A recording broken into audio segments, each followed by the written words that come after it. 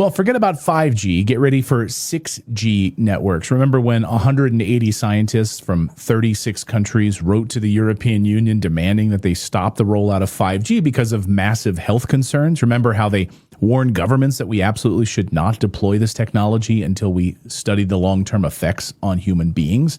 Well, let me read it for you.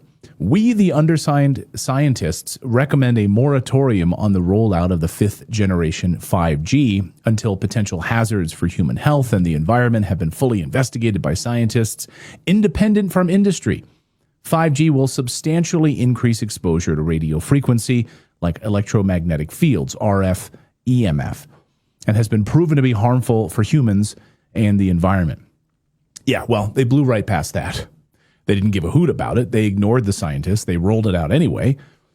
And now, without addressing one single of those concerns, they're preparing to unleash something far more powerful, far more invasive, and potentially far more dangerous, 6G. So here today, I wanted to break down exactly what this technology is, how it works, why governments and corporations are racing to deploy it right now, and why, once again, experts and scientists are sounding the alarm about its risks, from cybersecurity to surveillance to national security to human health. Like across the board, they're criticizing this. Because once you understand what 6G actually does, you'll understand why this isn't just like another tech upgrade, like some guy up on a tower just like upgrading a transformer. It will be a transformation of human life and possibly a threat to it, in the very same way that mRNA vaccines changed millions of lives. So what is 6G exactly? So let's start with some of the basics. 6G is the sixth generation of the cellular network technology, the thing that's supposed to replace 5G. Of course, that's the obvious part. But unlike previous upgrades, the jump from 5G to 6G is actually massive. 6G will operate on frequencies far higher than anything used today. It's extremely tight. It's like laser-like beams of energy that can deliver unimaginable data speeds, near zero latency. Now, I've spoken to sources who've worked for these companies, and they've told me their business plan is to basically eliminate your need for Wi-Fi in your home. Like, you won't need to call up Comcast. You won't need to call up any other providers because 6G will just be all around you. Why would you pay for Comcast? It's going to be super fast, so no need to get Xfinity in your home. No need to have a router in your home. That's the plan. I've seen the documents, and I've talked to the techs who are actually building this out. So here's the major difference, though, between 5G and 6G. 6G will be AI native, of course. So everything's AI, right? Artificial intelligence won't be just an add-on. It will be built into the network at every level. The system will make real-time decisions. It'll reroute traffic. It'll identify patterns. And by the way, it'll self-heal itself without a single human being even being involved in it. Skynet, I guess, right? So this network becomes autonomous.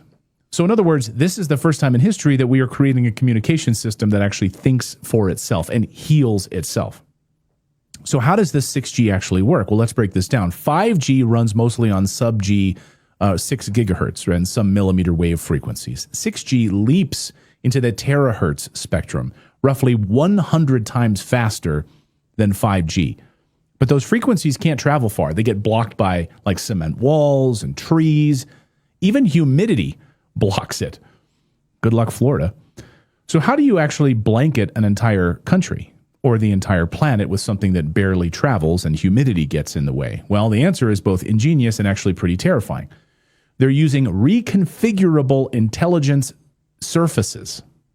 These are walls, windows, street signs, and everyday objects that are turned into active components of the network, capable of redirecting wireless signals like mirrors. In fact, one of the techs I spoke to about this said, just imagine walking down the street and every stop sign you see, every telephone pole you see, or every other metal pole you see right outside of your apartment would have one of these like 6G components on it. In other words, the environment becomes the network, with massive antenna grids, thousands, even millions of synchronized micro antennas that can track and beam signals directly to you with extreme precision. And 6G doesn't just broadcast, it actually targets, it actually shapes like the signal around you. And then, by the way, it follows you wherever you go.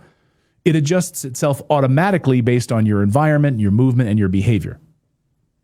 This is why surveillance experts are sounding the alarm, as you can imagine. 6G isn't just about faster phones. It's about the creation of a constantly sensing, constantly tracking digital ecosystem. So more about this AI native part of it, because it's important. AI changes everything, and 6G will, number one, predict your movement, anticipate traffic flow, detect behavioral anomalies, like we've been covering this, right? Oh, this person's like antisocial. This person doesn't leave their house on a regular basis. We should flag that. Maybe he's a terrorist. It'll also enforce automated restrictions. It'll also integrate with that digital ID system, of course, and it'll make split-second decisions without any human oversight. So this becomes the nervous system of like a hyper-connected society. Every camera, every sensor, every vehicle, every appliance in your home, every wearable, like every medical device, all feeding data into a single unified intelligent network. So 6G isn't just faster, it's aware of everything that you're doing. And that raises some serious concerns. So when will 6G actually arrive? Well, right now, 6G is in research and development. Tests began back in 2020. Prototypes are already being deployed worldwide. Most experts predict, though, a full commercial launch by the year 2030. So just 5 years away. But here's the truth. You're already being exposed to early versions of this technology. And the dangers aren't hypothetical. They're actually happening right now. Let's look at 3 of the biggest risks according to early data. Take a look at this. They kind of broke this down in this piece.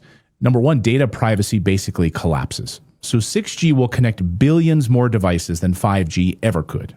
That means your location, your biometrics, your shopping habits, your health data, your household devices, your movement patterns, all of it being tracked in real time and all analyzed by AI, and then all stored somewhere that you'll never see. This is like surveillance capitalism on steroids. So when you see this new network you're opting into, you get zero privacy. Number 2, nation-state cyber warfare. With 6G, cyber warfare shifts from hacking computers to disabling entire societies. Think about it. Hospitals, power grids, financial systems, transportation networks, military operations, everything becomes a target. And then with those terahertz speeds, attacks happen faster than humans can even respond to it. And then number 3, government abuse, because the government never abuses us, right? But this is all going to be part of it. This is the most predictable threat of all, of course. With 6G, governments could have real-time citizen tracking, which is what they want. They want behavioral mapping, which is what they're rolling out right now in Gaza, as we covered here on the show with Palantir. They have automated law enforcement, pre-crime detection, like, oh, Clayton hasn't left the house in a few days. Maybe he's plotting a terrorist act or something. Social credit score? You know, you've traveled too much and your carbon footprint is too much, so we don't think you should be allowed to buy gasoline for the next month because you traveled too much to see grandma 4 hours away. And then it'll also have a seamless digital ID enforcement, all of it. This is the next level of control, and this network makes this possible, and it's frankly unprecedented. Look at this new article from CNET just published, which experts warn that 6G will blur the line between private life and public monitoring.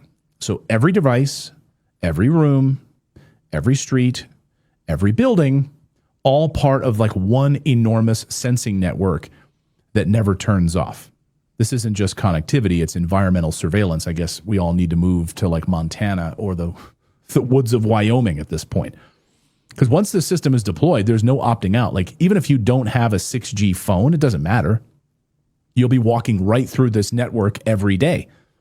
Again, unless you live, I guess, in remote Alaska or Wyoming, where they don't even have cell phone service. Now, here's where it gets even more suspicious, though, because the World Health Organization has not updated its position since 2011, before 5G even existed, let alone 6G. They claimed back then that there was no health risk, and they've simply refused to revisit that conclusion at all. That's because the WHO is wildly corrupt, of course. I spoke to a doctor from the WHO who told me, don't believe anything they say. He worked for the WHO. Meanwhile, independent scientists, medical researchers, epidemiologists, environmental health experts all continue to raise red flags about the constant exposure to these high-frequency fields. But instead of studying it, governments are pushing 6G at full speed ahead. Why? Well, we're going to dig into that with our next guest, who's been warning about these health consequences for years and has been studying this for years. Kim Bright is the founder of Brightcore, and she is back on the show. Kim, welcome to the show. Great to see you. Well, great to see you too. And what a subject, huh? This is a terrifying subject where every move is going to be monitored, documented, and analyzed. And it's not just what we're doing, Clayton, but what the system thinks that we're likely to do next. This is something incredibly sci-fi. I mean, let's talk about the human body. This is one of your areas of expertise, of course, but you have all these scientists warning about 5G, and they just got totally ignored about it. I mean, I have people in our comments on a regular basis who talk about like how they just can't be near certain towers. It really affects them. They've asked us repeatedly, hey, can you guys do more stories on 5G and this technology? I mean, this now, what it does to the human body, maybe you can kind of break that down for us. Well, we went from, the hertz is a measurement of frequency, and 1 hertz is, in 1 second, that's the amount of frequency. We're all the way up with 5 and 6G. We're going into almost gamma rays. We're up into terahertz, which are trillions of frequencies per second. The human body can't handle that. And it is just it's not built that way. I mean, but here's what they're doing now. They've designed these antennas, not only what you mentioned in the outside, but they've designed different antennas to be fitted onto the human body. You've got your rings now. Everybody's like, oh, they think it's so cool to get one of these rings or bracelets or watches. That's just to name a few of what they're making people think is so cool to have. And people that are wearing these things, Clayton, they've already had so many negative experiences with them. I mean, people are having severe allergic reactions, headaches, fatigue. So these people that are creating this know that it's dangerous. And of course, the WHO, they established a project back in 1996 called the EMF Project, Electromagnetic Field Project, to assess the scientific evidence regarding possible health effects on EMF exposure. Well, they've reviewed approximately, they say, 25,000 articles over the past 30 years.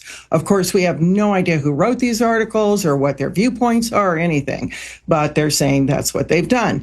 And the WHO, from looking at all this, has concluded that the current evidence does not confirm the existence of any health consequences from exposure to low-level electromagnetic fields. Now, what we're talking about here in terahertz is not low level. So this is just craziness. Right. And then we've got what's low level? Like low level, what your radio waves were like 30,000 hertz. We're talking about in terahertz, 1 billion hertz per second, not 30,000. We're talking magnitudes of order here. Now, they've got what's called an IARC classification. That's the International Agency for Research on Cancer. And that's a specialized agency of the WHO, World Health Organization, and they're classifying radio frequency EMFs from mobile phones, Wi-Fi's, on and on. And as they're saying, they're possibly carcinogenic to humans. That's back in 2011, as you mentioned. Now, this was supposedly based on an observed increased risk for a specific type of brain cancer. And it was among the heaviest mobile phone users in some, but not all studies. And it indicated that a causal link, again, these words just blow me away, causal link,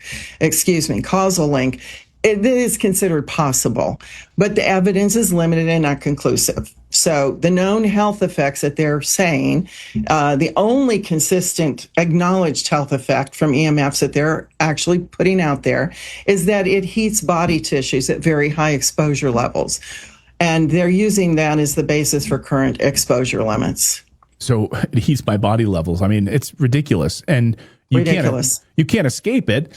Right, I kind of joked about moving to Wyoming and Alaska in the intro here, but I mean, if you can't escape it, what are you to do about it? I've heard, stories from people who've like petitioned the government. I mean, they can't sleep at night. They've had all sorts of issues where they're have massive anxiety that it's hit. I've had friends who've tried to wear an Apple Watch and their whole arm turned red and he couldn't wear it. His whole arm became inflamed. He's like, I can't wear this thing. And I was like, what? And he literally, his whole arm turned red and got rashes from wearing it.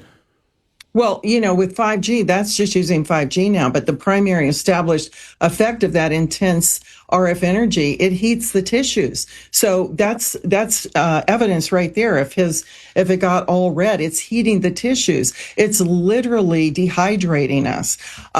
But supposedly these international exposure limits are in place to prevent this from happening under normal usage. I mean, this is crazy the way they talk. And the problem with these established limits, Clayton, is it's not been studied with enough time of constant exposure to conclude that it's in fact unharmful. I mean, they're using mice and exposing them for a day or a week. We need to look at what in the world are they doing? What is this doing over a period of months and years? And they just haven't done it. And again, the WHO hasn't changed their position on the safety of 5G since 2011. And they're even saying some studies suggesting harm have been criticized for poor methodology or a lack of independent replication or for using high exposure levels that don't represent real world public exposure. Well, excuse me, these studies that are looking at higher exposures are very valid. They just don't want you to know they are. Right, because to me, exactly, they're valid. And to me, the WHO, they're just ignoring all of this, just in the way that they ignored mRNA vaccines and all of this. Yep. Because there's enormous amounts of money at play here, right? And it's all about control. So they're not going to go up against the money and the governments that want this total control about movement and data, all of it around us, right?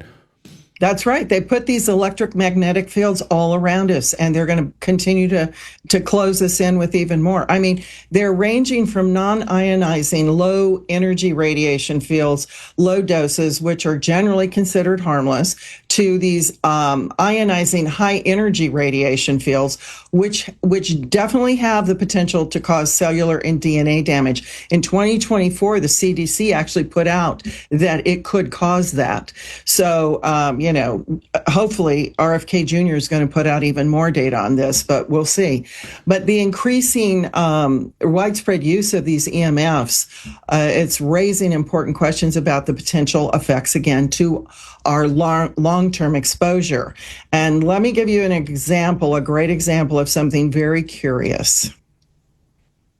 In the UK, there was a report that came out, Clayton, and it showed that life expectancy is years shorter in the U.S. compared to UK, and that the United States had 5G in every metropolitan area before the UK even had a single 5G tower.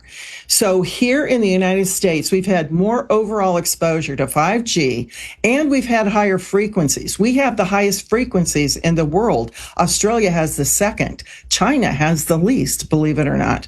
And we've had these for longer periods of time than the UK. So I don't know if you realize this, but 5G was unable to penetrate the epidermis and fat layer, and it has to be absorbed through our sweat pores. But 6G, Clayton, is going to have high enough hertz, again, those terahertz, that it will completely penetrate our skin and our fat layers and go directly into our blood and veins. Oh, good. That's great Isn't news. that great? Well, and I think about this life expectancy question. You wonder why there's just been an absolute plummeting of testosterone or whatever, or sperm count, et cetera, in men. And so I don't know if they found a direct link, but it's very, very curious that we've had it here in the United States, and we've seen this plummeting of life expectancy for the first time in decades. The United States has experienced this.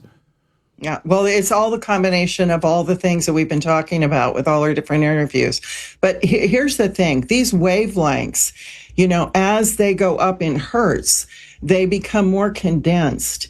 And, you start out with the lower hertz ranges, and they're like waves on the ocean, right? And then as we go up into the gigahertz and the megahertz and then the terahertz, it's coming in to the point where it's like a laser beam. That's this what's is terrifying. how high intense the intensity is. That's what's terrifying to me. I mean, we've seen militaries roll out laser beams now, like to try to take down drones and things like that. Now they're going to be using it just to carry cell signals around. This is unbelievable. 6G mobile phone technology could emit harmful laser-like beams to create the first ultra-fast mobile internet. Great. So what? Don't worry, because experts are emphasizing the need for careful system design there, Clayton. They want to ensure these beams are not pointed directly at us for prolonged periods. Right. Because you know what? Clearly they're not safe, and they already know this. But they could definitely be turned to us, and they could zap us, I mean, come on. The method used to approve the safety of wireless devices for commercial use, they're assessing it by specific absorption rate. That's SAR levels. And that SAR measurement, it's a measure of electromagnetic energy that's absorbed by our flesh and converted to heat. And however, there's so many researchers that have recently pointed out that this measure ignores the innumerable non-thermal effects, rendering it a crude estimation of safety. And to add on to this too, Clayton, these laser beams aren't traveling as far as a distance, so there will be even more structures and stations, like you said earlier, popping up all around us, causing even more exposure. And if that level of tracking is not raising your eyebrow yet, I mean, here's a real question to ponder. What could living inside a nonstop sensing network mean for our own physical health? I mean, these concerns from sleep. I mean, I know we just talk about sleep and anxiety, but why we've seen such a massive increase in things like Alzheimer's, or at least more awareness about, even new data showing that dropping or decreasing the age where people are getting Alzheimer's. Maybe this and tied to EMFs. Well, yeah, and I mean, when you're going up to terahertz frequencies, that this is going to use the 6G, and they're actually studied for their potential to cause thermal effects, the tissue heating. I mean, you could have problems in your eyes, the areas with low blood flow, your genitals. All these places could be vulnerable. And basically, they're going to, heat us from the inside out. You're going to dehydrate people, turn into dust, for God's sake. But, the age of onset Alzheimer's has decreased over the past 20 years. So people are getting it earlier and earlier. And the timing is very interesting. It's corresponding to the large recent increases in the wireless communication EMF exposures. And again, what else does it cause? DNA damage, breakage, increased oxidative stress, and cell death. Doesn't that sound like something everybody wants more of? I mean, I'm being facetious here, but this just, oh my gosh. And a recent study, you were talking about sperm count, or mentioning, reproductive. A recent study shows sperm count and testosterone levels are lower than ever. And probably it's not a coincidence, because this has been happening while we've been exposed to the 5G more recently. I wouldn't doubt it. And you wonder why people are having fewer and fewer babies, and women are like, why don't men, want to go out and date women anymore? It's like, well, maybe the plummeting testosterone levels, we're being hit from all sides. It's what they want. They want depopulation. It's part of this depopulation They agenda. want us all being they, thems. Right, exactly.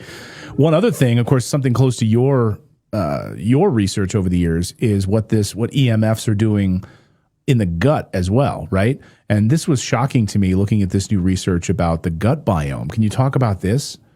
Yeah, there's mounting evidence that these EMF levels, thank goodness this is coming out. And that's the balance of good and bacteria that are affecting our microbiome in our immune system. 70-80% of our immune system's in our microbiome.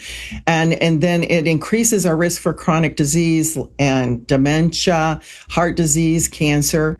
But the number one thing that we can do to keep that gut microbiome in balance and not create dysbiosis is to eat kimchi, because it has the most diverse probiotic profile of 900 plus unique beneficial strains of bacteria, the good guys. and it can actually protect. Kimchi can actually protect, it's been proven to protect cells and DNA from damage because of the probiotics that reduce the oxidative stress.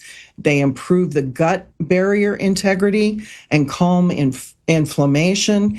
They have the antioxidants from the vegetables and the spices that are used in the kimchi, and they directly neutralize DNA damaging free radicals. And in the fermentation process, Clayton, there are metabolites that are formed from the fermentation that promote the DNA repair and detoxification from the bad guys, and anti-inflammatory actions that prevent chronic oxidative energy. So kimchi is it's incredible. And preventing cancer too. I mean, last night, I always hear your voice in my head. So last night we had steak, and I said, "Where's the kimchi?" So we got it out of the refrigerator, like the big thing of it, whatever we get from Costco, and like piled it on there with our steak. And the kids are like, I don't know if I want kimchi because of the taste, but they're eating it now with their steak. So it's that's good improvement. Good. Yeah, it's good. And they know the benefits of it because we sing the praises of it all the time. But it also has cancer prevention as well, right? Well, there was a study that measured the potential of lactic acid bacteria that was found in kimchi to prevent cancer. Yes, you're right. Let me just quote directly from that study, too. It says, quote, "The antibiotic-tolerant probiotic presented in kimchi suppresses expression of carcinogen-activating enzymes and possesses many other health benefits, such as suppression of growth and development of pathogenic bacteria, intestinal regulation, and immune boosts, especially the W. cibaria and L. plantarum found in kimchi have many effects like anti-inflammatory, immune modulating, and blood cholesterol reducing activity, which may account for their cancer preventative anti-cancer potential," unquote. Which is crazy to think. It can also, can help us repair everything that's going on with EMFs and 5G and 6G technology, but also do all of that on cancer. It's like a miracle food, right? Oh, yeah. And another great thing has recently come out about kimchi is its heart benefits, its heart health benefits.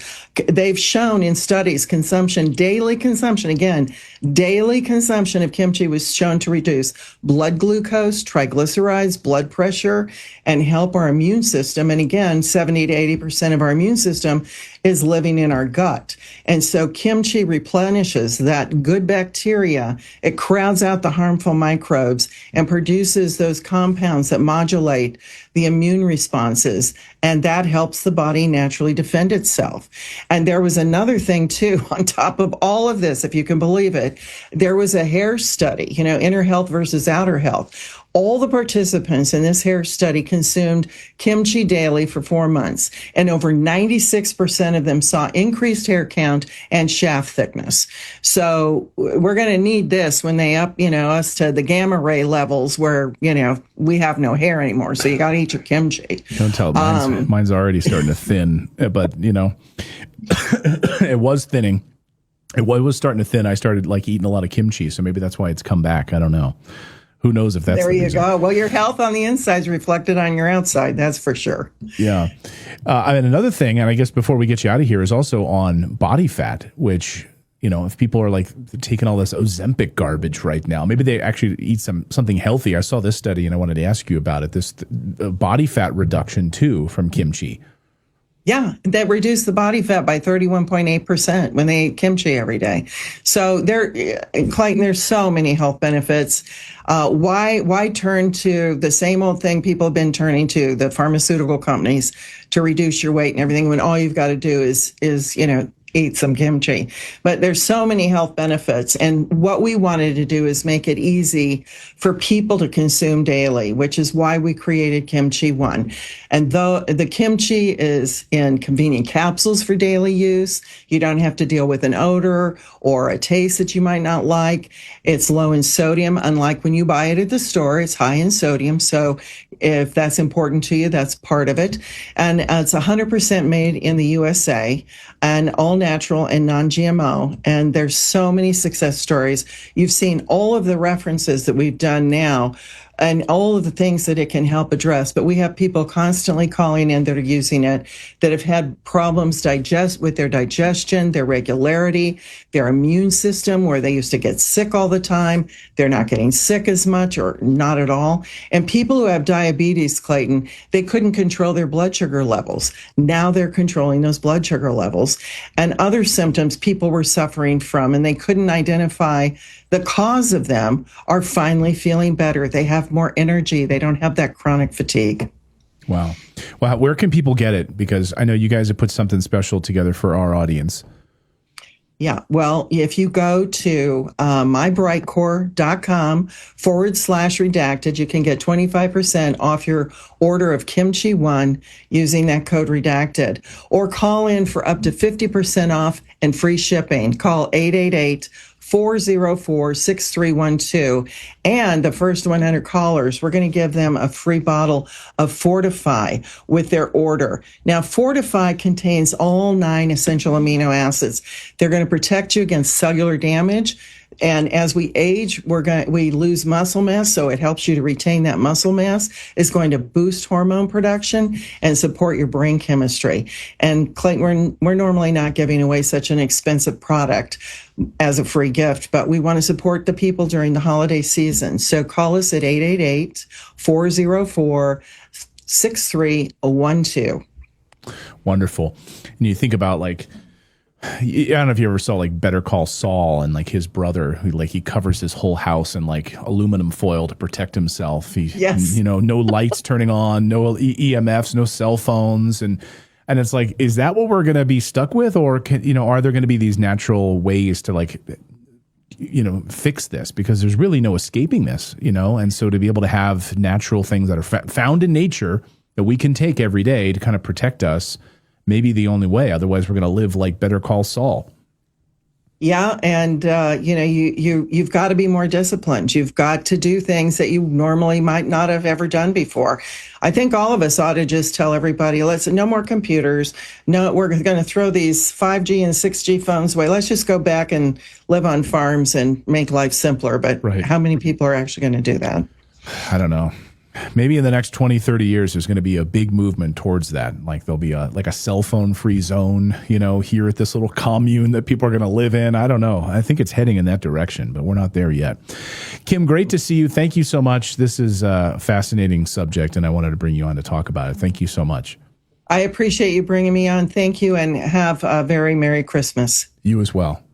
Thank you.